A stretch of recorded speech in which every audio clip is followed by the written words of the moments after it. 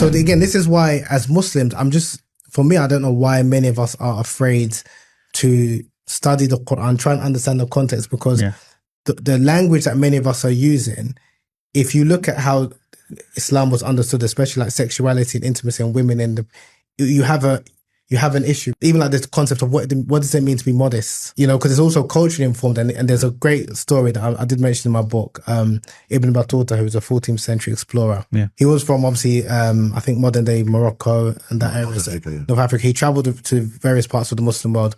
When he went to visit West Africa, the Muslims in West Africa, he said that he found them to be, you know, very religious, praying on time, memorizing the Quran. But he said one of the things he never understood, he had a culture shock, is that he said the women lacked haya.